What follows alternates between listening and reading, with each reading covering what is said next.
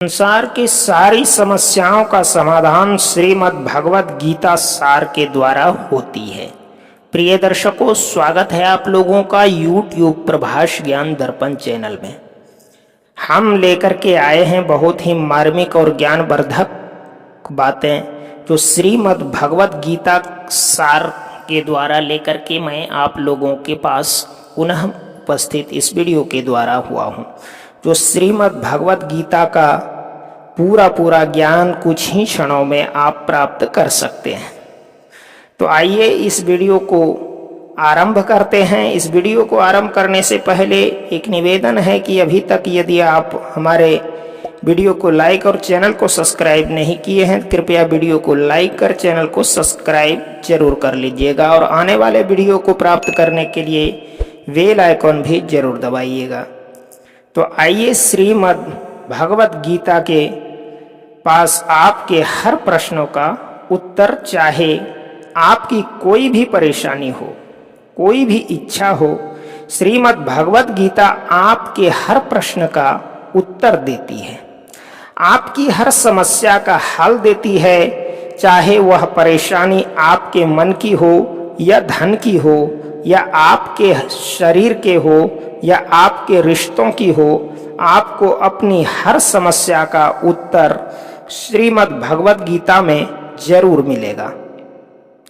आज हम उसी श्रीमद् भगवत गीता के ऐसे 18 अनमोल उपदेश आपको बताएंगे जो आपकी पूरी जिंदगी बदल देंगे। बस आप इन बातों को वीडियो के अंत तक ध्यान से सुनिएगा। जो भी व्यक्ति इस वीडियो को अंत तक सुनेगा उसे अपनी जिंदगी, उसे अपनी हर परेशानी का हल अवश्य मिलेगा। उसे अपनी जिंदगी में जो कुछ भी चाहिए वह उसे जरूर मिलेगा। श्रीमद् भगवत गीता का सबसे पहला उपदेश यही है कि कोई अगर आपका अपना है या कोई आपसे बड़ा है तो उसका अपने प्रति गलत व्यवहार कभी भी सहन नहीं करना चाहिए। यह गीता का उपदेश हमारी जिंदगी से भी जुड़ा है। हम भी अपने मन की अधिकतर तकलीफों को यह सोचकर जिंदगी भर सहते रहते हैं कि यह तो मेरा अपना है, यह तो मेरा बड़ा है, इसको हम कैसे कुछ कह सकते हैं। हम अगर नहीं सहेंगे, नहीं कुछ कह देंगे तो हमारे रिश्ते ही खराब हो जाएंगे, हमारे रिश्ते ही समाप्त हो जाएंगे। पर सोचने की बात यह है कि उस व्यक्ति को आप अपना कैसे मान सकते हैं जो आपकी तकलीफों को की वजह हो। अपना तो वह होता है जो हमारी तकलीफों को दूर कर दे। तो गीता का यह उपदेश है कि किसी को भी अपना फायदा मत उठाने दो, किसी को भी खुद पर जुल्म मत करने दो, क्योंकि आप जितना सहेंगे लोग आपको उतना सहने के लिए और मजबूर करेंगे। गीता का पहला अध्याय जिसका नाम अर्जुन विषाद योग और दूसरा अध्याय जिसका नाम सांख्य योग है, उसके आरंभ में अर्जुन ने श्री कृष्ण के आगे अपना दुख प्रकट किया है कि हे केशव, मैं कौरवों से कैसे युद्ध कर सकता हूँ, यह सब तो मेरे अपने ही हैं। मैं कैसे भीष्म पितामह और द्रोणाचार्य से युद्ध करूंगा, क्योंकि वो दोनों मेरे पूजनीय हैं। इसलिए इन गुरुजनों को मारने से तो अच्छा है मैं भिक्षा के अन्न को खाकर अपने जीवन का गुजारा करूं। और जिन कौरवों से मैं युद्ध करने जा रहा हूं वह सब धृतराष्ट्र के पुत्र मेरे भाई ही हैं, मेरे अपने ही हैं। इन सबको मारने से अच्छा है कि मैं सन्यासी बन जाऊं। तो श्री कृष्ण ने अर्जुन से कहा कि यहाँ कौन अपना है और कौन पराया है। जो अधर्म करता है उसके साथ युद्ध करना तुझे मोक्ष और मुक्ति देगा। तू अपने इस मन के मोह को त्याग दे, नहीं तो सारा जग तेरी निंदा ही करेगा, तुझे डरपोक कहेगा। बात अपने पराये की नहीं है, बात धर्म और अधर्म की है, बात सही और गलत की है। अगर तू गलत को सहेगा, उसका अंत नहीं करेगा, तो गलत करने वाले को और बल मिलेगा, वो और भी गलत करेगा। इसीलिए मन के मोह को त्याग करके तू युद्ध कर। महाभारत की एक और कहानी भी है। जब अर्जुन के पुत्र अभिमन्यु की युद्ध में मृत्यु हो जाती है तब अर्जुन बहुत दुखी होता है, रोने लगता है। वह श्री कृष्ण से कहने लगा कि मेरा पुत्र अभिमन्यु मर गया है, मैं यह दुख बिल्कुल भी सहन नहीं कर सकता, मैं भी अपने आप को समाप्त कर लूंगा। फिर भगवान श्री कृष्ण उसे आत्माओं के लोक में लेकर गए, जहां अभिमन्यु आनंद से बैठा हुआ था। क्योंकि उसने क्षत्रियोचित व्यवहार किया, इसलिए उसे उत्तम पद की प्राप्ति हुई। जब अर्जुन अभिमन्यु के पास रोते रोते पहुंचा, अपने पुत्र को देखकर अर्जुन बहुत प्रसन्न हुआ। उसे गले से लगाकर कहने लगा कि हे पुत्र, तेरे बिना तो मैं जी ही नहीं सकता। मैंने तो अपने जीवन की आशा का ही त्याग कर दिया है। तो अभिमन्यु कहने लगा कि आप कौन हैं? अर्जुन बोला, मैं तेरा पिता हूं, तू मेरा पुत्र है। अभिमन्यु कहने लगा कि कौन पिता कौन पुत्र, मेरे हजारों जन्म हुए हैं। किसी जन्म में आप मेरे पिता बनते हैं और किसी जन्म में मैं आपका पिता बनता हूँ। आत्मा का ना कोई माता होता है ना कोई पिता होता है। जब अर्जुन ने देखा कि मेरा पुत्र मुझे पहचान भी नहीं रहा है तो उसका सारा मोह खत्म हो गया। इसलिए गीता के इस उपदेश को ठीक से समझ लो कि यहाँ कोई अपना पराया नहीं है। जो बुरे वक्त में, तकलीफ के वक्त में हमारा साथ दे, सिर्फ वही हमारा अपना है, बाकी सब पराये हैं। गीता का दूसरा उपदेश यह है कि जो चला गया है कभी उसका दुख मत करो, और जो आने वाला है उसकी बिल्कुल भी चिंता मत करो। जब महाभारत का युद्ध चल रहा था तब अर्जुन ने श्री कृष्ण से कहा कि अगर यह युद्ध हुआ तो करोड़ों लोग मारे जाएंगे।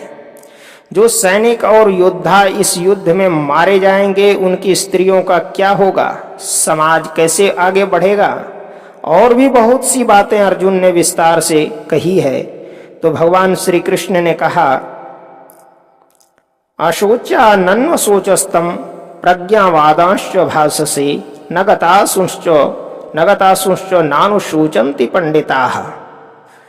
श्री कृष्ण बोले, हे अर्जुन, तू बड़ी बड़ी ज्ञानियों जैसी बातें करता है, लेकिन जो सच में ज्ञानी होता है वो जो लोग मर चुके हैं, जा चुके हैं या एक दिन जाने वाले हैं उनकी चिंता नहीं करता, उनका दुख नहीं करता है। तेरे हाथ में कुछ भी नहीं है, तू चाहकर भी कुछ कंट्रोल नहीं कर सकता। जीवन और मरण यह तो प्रकृति की नियति है। इसलिए जो ज्ञानी होता है वह किसी के मरने पर भी रोता नहीं है। ज्ञानी जन ना ही बीते हुए कल का शोक करते हैं और ना ही आने वाले कल की चिंता करते हैं। इसलिए जो होने वाला है वह होकर ही रहता है, और जो नहीं होने वाला है वह कभी नहीं होगा। ऐसा निश्चय जिसको समझ में आ जाता है, जिसकी बुद्धि में आ जाता है, उसे कभी कोई चिंता नहीं सताती, कोई दुख नहीं सताता। हमारे सारे दुखों का कारण ही यही है। या तो हम जो वक्त गुजर चुका है उसे सोच सोच कर परेशान होते रहते हैं, यहाँ भविष्य की चिंता कर करके खुद को बीमार कर देते हैं, नष्ट कर देते हैं। गीता का ज्ञान हमें यही सिखाता है कि ना तो हम बीता हुआ कल बदल सकते हैं और ना ही आने वाले कल पर कंट्रोल कर सकते हैं। हमारे हाथ में सिर्फ वर्तमान है, सिर्फ आज का ही पल है। हमारे 98% पर तनाव और चिंताएं भूतकाल और भविष्यकाल के बारे में सोचते रहने से होता है। हमेशा उसी में ही जीते रहते हैं, मगर वर्तमान में कभी नहीं जीते, इस पल को कभी नहीं जीते। जब आप वर्तमान का पूरा आनंद लेना सीख जाओगे तभी आपकी जिंदगी से तनाव कम होगा, चिंताएं खत्म होगी। वर्तमान में जीना एक बहुत बड़ी उपलब्धि है। हमारे हाथ में भी सिर्फ आज का ही पल है। हमें जो भी करना है आज ही करना है। कभी भी यह सोचकर समय को नष्ट नहीं करना चाहिए कि अभी मेरे पास बहुत समय बचा है। एक गुरुजी ने अपने एक शिष्य को पारस का पत्थर दिया। उनका वह शिष्य बहुत आलसी था, हर काम को कल पे टाल देता था। तो गुरुजी ने उसे कहा कि मैं तुझे यह पारस पत्थर दे रहा हूं। इस पारस पत्थर से जब तू लोहे को स्पर्श कराएगा तो वह लोहा स्वर्ण बन जाएगा, सोना बन जाएगा। और यह पारस पत्थर मैं तुझे 1 महीने के लिए दे रहा हूं। प्रिय दर्शकों, जब 1 महीना समाप्त हो जाएगा तब मैं तुझसे यह पत्थर वापस ले लूंगा। तब तक इस पत्थर को अपने पास ही रख। गुरुजी का वह शिष्य बाजार में लोहा खरीदने के लिए गया। जब बाजार में वह लोहा खरीदने पहुंचा तो उसे लोहे का वह रेट बहुत महंगा लगा। उसने कहा थोड़ी दिन रुक के ले लूंगा जब लोहे का रेट कम हो जाएगा। पर उसकी बुद्धि में यह बिल्कुल नहीं आया कि इस लोहे को मैं सोना बनाकर बहुत अधिक धन बना सकता हूं। लेकिन उसके मन की सुस्ती, उसके मन का आलस्य, उसकी वजह से उसने उस काम को कल पे टाल दिया। ऐसे ही करते करते पूरा महीना समाप्त हो गया। फिर गुरुजी उस शिष्य के पास आ पहुंचे कि बताओ तुमने कितना सोना बनाया। शिष्य बोला कि मैंने तो अभी सोना बनाना शुरू भी नहीं किया। तो गुरुजी ने कहा मुझे मेरा वह पारस पत्थर वापस चाहिए। शिष्य बोला कि नहीं, मुझे थोड़ा वक्त दीजिए, मैं थोड़ा सोना बनाना चाहता हूँ। गुरुजी ने कहा ये पारस पत्थर पूरा 1 महीना तेरे पास था पर तू कुछ नहीं कर पाया। लेकिन अब समय समाप्त हो चुका है। ऐसे ही यह हमारा जीवन है, हमारी जिंदगी है और यह समय ही पारस पत्थर है। हम समय के एक एक पल से अपने जीवन को सोना बना सकते हैं।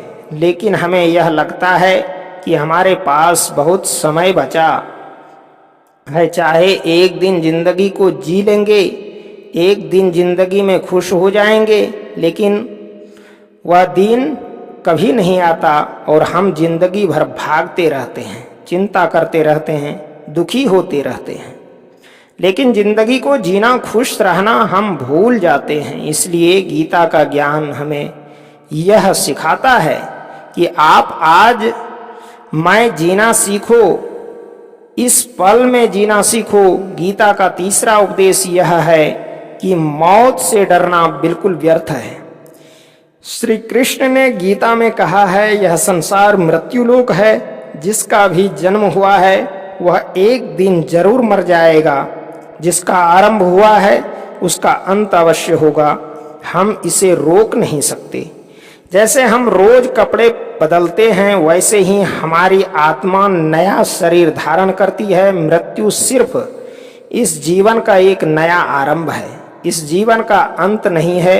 आत्मा कभी नहीं मर सकती और ना ही उसे कोई मार सकता है। लेकिन मौत का डर मनुष्य को सबसे ज्यादा लगा रहता है। मौत का दुख भी इंसान को सबसे ज्यादा होता है। एक पेड़ पे में 2 पक्षियों का जोड़ा रहता था। उन दोनों को एक दूसरे से बहुत प्रेम था। उन्होंने साथ जीने मरने की कस्में खाई थी। एक दिन वहां एक शिकारी आया और उसने एक तीर चलाकर वहां पेड़ पर बैठे मादा पक्षी को मार दिया। तो वो अकेला नर पक्षी रोने लगा कि मैं तुम्हारे बिना कैसे जी पाऊंगा। तुम्हारी जगह मेरी मृत्यु आ जाती, मेरा जीवन तुमको मिल जाता। वो रो रो के बहुत विलाप करने लगा। इतने में ही उस शिकारी ने दूसरा तीर चलाया और उस नर पक्षी को भी मार दिया। वास्तविकता में यह कहानी हमारी ही है। हम भी रोते रहते हैं जब कोई मरता है तो, लेकिन हमें यह नहीं पता कि एक ना एक दिन हमारा भी जीवन समाप्त हो जाएगा। हम भी उसी मृत्यु के पेड़ पर ही बैठे हैं, लेकिन शरीर का मिटना हमारा अंत नहीं है। श्री कृष्ण ने अर्जुन से कहा कि हे अर्जुन, तेरे और मेरे अनंत जन्म हुए हैं, तुझे कुछ भी याद नहीं है, लेकिन मुझे सब याद है। जो व्यक्ति इस सत्य को समझ ले कि मैं यहाँ इस संसार में कुछ समय के लिए आया हूँ, जब इस संसार में जाना ही है तो दुख किस बात का। पहले के जमाने में साधु महात्मा लोग पैदल यात्रा करते थे। यात्रा करते करते वह एक नगर में पहुंचे। वह महात्मा बहुत थक चुके थे। उस नगर में उन्होंने एक महल देखा और उन्होंने उस महल में जाकर विश्राम करने का सोचा और वह महल में जाकर सो गए। जब उस महल में वहाँ का राजा पहुँचा तो अपने पलंग पर उस महात्मा को सोता देखकर बहुत हैरान हो गया। राजा उस महात्मा से पूछने लगा कि तुम मेरे महल में कैसे घुस आए और मेरे बिस्तर पर सो रहे हो। महात्मा कहने लगा, यह तुम्हारा महल है, मुझे तो लगा यह धर्मशाला है। तो राजा ने कहा, आपको मेरा महल धर्मशाला कैसे लगा। तो महात्मा ने राजा से प्रश्न किया कि तुमसे पहले इस महल में कौन रहता था। तो वह राजा बोला कि मुझसे पहले मेरे पिता यहाँ पर रहते थे और उससे पहले मेरे दादाजी यहाँ पर रहते थे।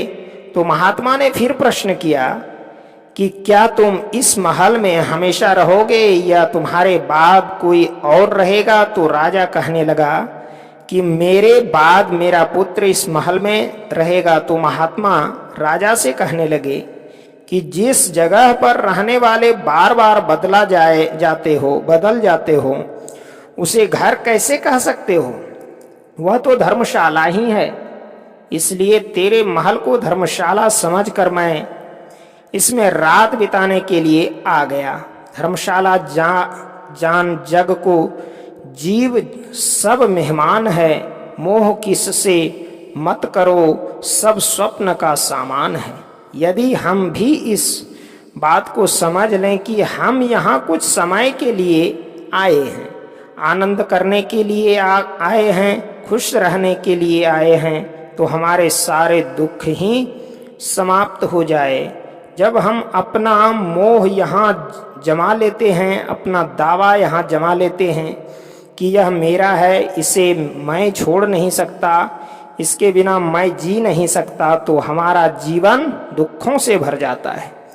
इसलिए जीवन में मृत्यु का भय त्याग करके जीवन का प्रतिपल आनंद लेना चाहिए। गीता का चौथा उपदेश, मन और विचारों को कंट्रोल किए बिना जीवन में कभी शांति और सुकून मिलने वाला ही नहीं है।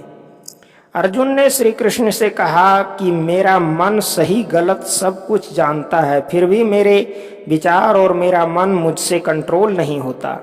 मैं जो करना चाहता हूँ वह कर नहीं पाता हूँ और जो नहीं करना चाहता हूँ वह मेरा मन मुझसे जबरदस्ती करवाता है। इसीलिए मैं बेचैन हो गया हूँ, मुझे शांति प्राप्त नहीं हो रही। तो श्री कृष्ण ने अर्जुन से कहा, उसके लिए तुझे अपने मन और विचारों से डिटैच होकर अपने मन और विचारों को सही दिशा में ले जाने की प्रैक्टिस करनी होगी, अभ्यास करना होगा। और यह एक दिन का काम नहीं है। जब तक तू अपने मन और विचारों की गुलामी का त्याग नहीं करता, तब तक तुझे जीवन में कभी शांति नहीं मिलेगी। एक राजा था, वह बहुत बेचैन और परेशान रहता था। एक दिन वह अपने गुरुजी के पास गया और उनसे कहने लगा कि मेरा मन बहुत बेचैन है, मैं बहुत परेशान हूँ, मैंने पूरे संसार को जीत लिया है, सब कुछ है मेरे पास, पर मैं खुश नहीं हूँ, मेरे मन में सुकून नहीं है, शांति नहीं है। तो गुरुजी ने राजा से कहा कि तुम्हारे नगर में अगर कोई ऐसा व्यक्ति है जिसने सुकून को प्राप्त कर लिया है, शांति को प्राप्त कर लिया है, तुम उसका एक बार कुर्ता पहन लो तो तुम्हारे जीवन में भी शांति आ जाएगी। राजा बहुत प्रसन्न हो गया कि यह तो बहुत आसान काम है। वह अपने राजमहल में आया और राजसभा में वह सबसे कहने लगा कि आप लोगों में से जो भी शांत हो चुका हो, जिसे सुकून मिल गया हो, वह अपना कुर्ता मुझे दे दे। वो बदले में जितना भी धन मांगेगा मैं उसे दे दूंगा। सब लोग एक दूसरे का मुंह देखने लगे। पैसों का लालच आया, लेकिन सबको एक दूसरे की सच्चाई पता थी, क्योंकि किसी की जिंदगी में भी शांति और सुकून नहीं था। सब अपना सर झुकाकर वहां पर खड़े हो गए। फिर उस राजा ने पूरे नगर में ढिंढोरा बता दिया कि जिसे भी शांति प्राप्त हो चुकी हो, सुकून प्राप्त हो चुका हो, वो मेरे पास आकर अपना कुर्ता दे दे।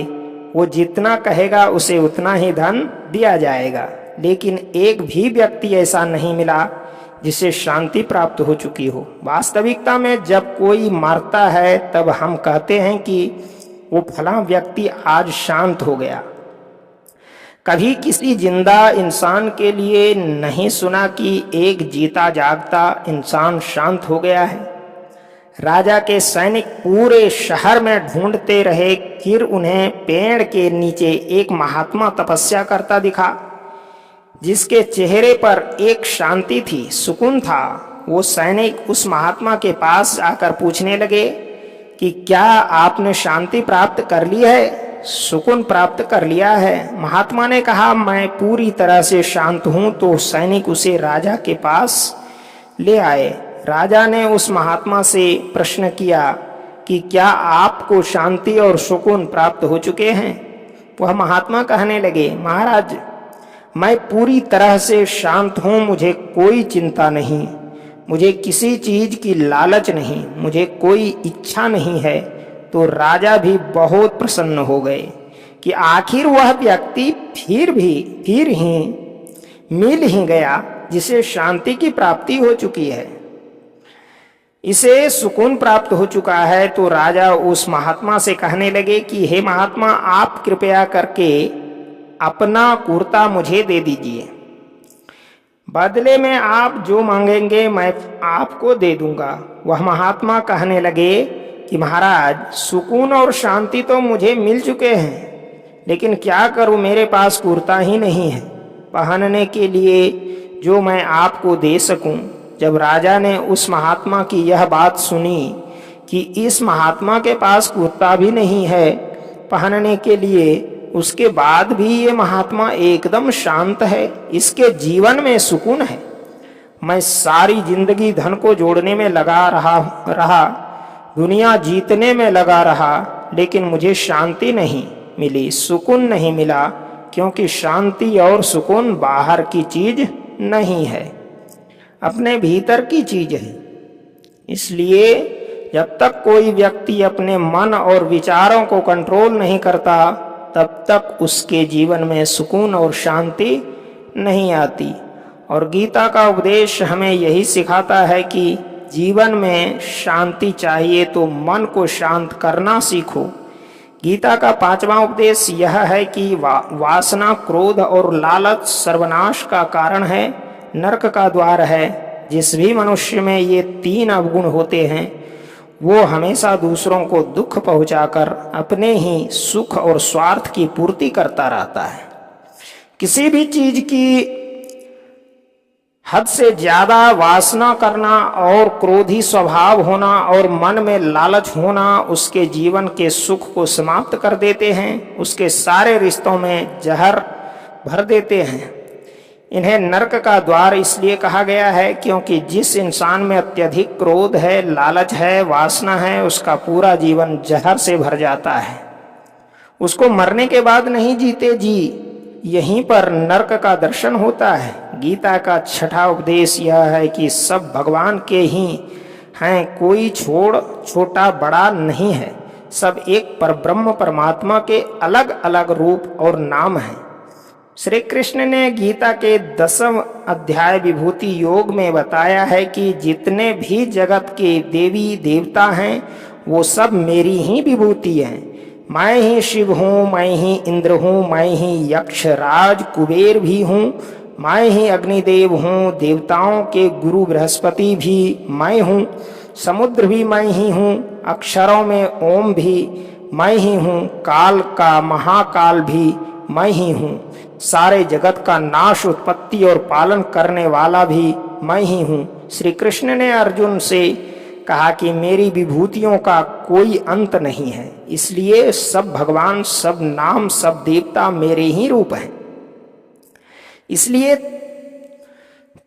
तोता किसी भी देव का ईश्वर में कभी भेद बुद्धि मत करना, कभी किसी को छोटा बड़ा मत समझना। और गीता का उपदेश हमें यह सिखाता है, कभी भी किसी दूसरे के इष्ट को छोटा नहीं समझना चाहिए, या इस बात पर झगड़े फसाद नहीं करने चाहिए कि कौन बड़ा है और कौन छोटा है। गीता का 7वां उपदेश यह है, सुख की इच्छा ही आखिर में हमारे दुखों का कारण बनता है। श्री कृष्ण ने अर्जुन से कहा कि मनुष्य जितना सुखों की लालसा और इच्छा करता है, उतना ही उसकी इंद्रियां सुख भोग में आसक्त हो जाती है, उतना ही इंसान का मन संसार के सुख और आकर्षण का गुलाम बन जाता है, और जितना सुख के बिना पीछे भागेगा, उतना ही उसे दुख के अनुभव से भी गुजरना पड़ेगा।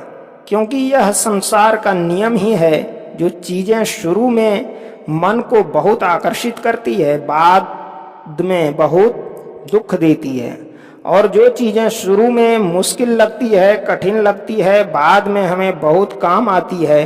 गीता का 8वां उपदेश यह है, जो भी मनुष्य दुनिया के सारे सहारे छोड़कर सिर्फ भगवान को ही अपना सहारा मान लेता है, उसकी हर जरूरत वह ईश्वर पूरी करता है। उसकी हर प्रकार से रक्षा वह परमात्मा ही करता है। अन्यथा अनन्या तयो माम ये जन पर्युपासते नाम योगक्षेमम वहाम्यहम। जो व्यक्ति मुझे ही अपना सहारा मानता है, उसका योगक्षेम मैं वहन करता हूँ। योगक्षेमम वहाम्यहम यानी वहाम अर्थात जो चीज नहीं मिली है उसकी प्राप्ति कराना, उसका नाम योग है। और जो चीज जीवन में मिली हुई है उसकी रक्षा करना, उसका नाम क्षेम है। तो श्री कृष्ण कहते हैं, जो मुझ पर डिपेंड हो जाते हैं, उनको जो चाहिए वो मैं जरूर देता हूँ, और उसकी हर प्रकार से मैं रक्षा भी करता हूँ। गीता का 9वां उपदेश यह है कि इस संसार में हमारा कुछ भी नहीं है। गीता सार में आपने कई बार सुना होगा कि तुम्हारा क्या गया जो तुम रोते हो, तुम क्या लाए थे जो तुमने खो दिया, तुमने क्या पैदा किया जो नष्ट हो गया, तुमने जो लिया यहीं से लिया, जो कुछ भी दिया यहीं पर दिया, जो आज तुम्हारा है कल किसी और का होगा, क्योंकि परिवर्तन इस संसार का नियम है। कल तक जिसके बिना आप जी नहीं सकते थे, आज उनसे कोई रिश्ता ही नहीं है, बातचीत तक नहीं है। कहाँ गए वह जीवन भर के सारे रिश्ते, वो सारे मित्र जो साथ जीने मरने की बातें करते थे? आज पता भी नहीं कि वह लोग कहाँ चले गए। यह संसार परिवर्तनशील है, सब लोग यहाँ बदल जाते हैं, हर रिश्ता बदल जाता है। और यह हमारा शरीर भी हर दिन बदल रहा है, बचपन से जवानी, जवानी से बुढ़ापा, और एक दिन यह शरीर हमारा साथ छोड़ देता है। तो किसके लिए रोना और किसकी चिंता करना? हम सारी जिंदगी चीजों को, रिश्तों को, जिंदगी को बनाने में, सजाने में, संवारने में लगे रहते हैं, लेकिन एक दिन सब कुछ बिखर जाता है। सारी जिंदगी जिस संपत्ति, जिन रिश्तों के लिए हम लड़ते रहते हैं, एक दिन सब कुछ छोड़ करके हमें इस दुनिया से जाना पड़ता है। गीता का 10वां उपदेश हमें यह सिखाता है कि किसी से भी हद से ज्यादा मोह कभी मत करना। श्री कृष्ण ने गीता का पूरा ज्ञान ही अर्जुन के मोह को नष्ट करने के लिए कहा है। यह मोह ही है जो इंसान को सबसे ज्यादा रुलाता है। वह इतना बदलाव बलवान है कि शेर जैसे इंसान को भी गीदड़ बना देता है। जो अर्जुन युद्ध में देवताओं से भी जीत गया, पर अपने रिश्तेदारों को युद्ध में देखकर उसका हाथ कांपने लगा। वह बोला, हे केशव, मेरे हाथ में धनुष पकड़ने की ताकत भी नहीं बची है, मेरे हाथ कांप रहे हैं, मैं युद्ध नहीं कर पाऊंगा। ये मोह इतना पेनफुल होता है कि जिसकी पीड़ा ना सह पाने के कारण कई लोग अपनी जिंदगी खत्म कर देते हैं, आत्महत्या तक कर लेते हैं कि उस व्यक्ति के बिना हम जी नहीं पाएंगे। जीवन में किसी से भी हद से ज्यादा मोह करोगे तो जीवन भर पीड़ा का ही सामना करना पड़ेगा। जो व्यक्ति अपने मोह से बाहर नहीं आता, उसका सब कुछ उससे छिन जाता है, उसकी सारी खुशी खत्म हो जाती है। इसलिए गीता का ज्ञान बार बार यही सिखाता है कि अपने मन के मोह को त्याग करके आप बलवान बनो, बुद्धिमान बनो, सत्य के दर्शन करो कि वास्तविकता क्या है। क्योंकि हमारा मोह हमें हमेशा झूठ ही दिखाता है, झूठ पर ही विश्वास दिलाता है और दिल में झूठी उम्मीदें जगाता है, और यही हमारे दुखों का सबसे बड़ा कारण है। हम ही मोह कर लेते हैं, हम ही लोगों से उम्मीदें लगा बैठते हैं, पर वास्तविकता बिल्कुल अलग होती है। लोग वैसे नहीं होते जैसे हम मान लेते हैं, जैसा हम समझ लेते हैं, क्योंकि मोह के कारण हमें सच्चाई नहीं दिख पाती, लोगों का असली चेहरा नहीं दिख पाता। इसलिए गीता का उपदेश हमें यह सिखाता है, जीवन में अगर आनंद और प्रसन्नता से रहना है तो किसी में भी हद से ज्यादा मोह कभी मत करना। गीता का 11वां उपदेश यह है कि इस दुनिया में अगर आए हो तो दुख तो मिलेगा ही मिलेगा, दुख से कभी घबराना मत, दुख से कभी डरना मत। श्री कृष्ण ने गीता में कहा है कि यह संसार दुखालय है, हम अशाश्वत है, अर्थात यह संसार दुखों का घर है। जिसे औषधालय में औषधि मिलती है, पुस्तकालय में पुस्तकें मिलती है, चिकित्सालय में चिकित्सा होती है, वैसे इस संसार को भी श्री कृष्ण ने एक नाम दिया है, दुखालय, जहाँ पर दुख मिलता है। वो दुख तो यहाँ हर किसी के जीवन में आता ही है, लेकिन अगर दुख आया है तो सुख भी आएगा। इसलिए दुख से कभी डरना नहीं चाहिए, क्योंकि यह संसार दुखालय भी है और अशाश्वत भी है।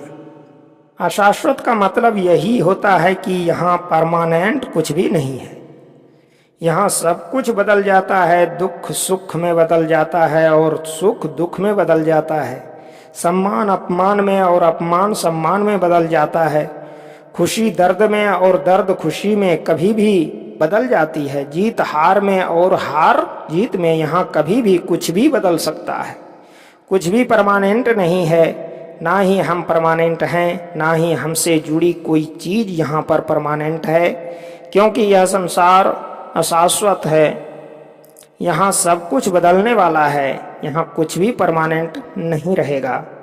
तो आपका दुख भी परमानेंट नहीं रहेगा, इसलिए दुख से कभी भी डरना नहीं चाहिए। गीता का यह उपदेश हजारों साल पुराना है, लेकिन आज भी नए से नया है। पूरे विश्व में गीता को सबसे ज्यादा पढ़ा गया है और सबसे कम समझा गया है। श्रीमद् भगवत गीता के यह उपदेश अगर कोई व्यक्ति ठीक से समझ ले और उसे अपनी जिंदगी में उतार ले तो यह पक्की बात है, वो अपनी जिंदगी में जो चाहे वह हासिल कर सकता है। अपने जीवन की हर समस्या से वह एक पल भी में बाहर आ सकता है। श्रीमद् भगवत गीता के इस दिव्य उपदेश को हमें बार बार सुनना चाहिए, हर रोज सुनना चाहिए। जब भी जीवन में कोई चिंता या परेशानी आए तो एक बार इस उपदेश को जरूर सुन लेना और मन में यह विश्वास रखना कि गीता का यह उपदेश आपकी जिंदगी की हर परेशानी में आपको रास्ता प्रदर्शित अवश्य करेगा।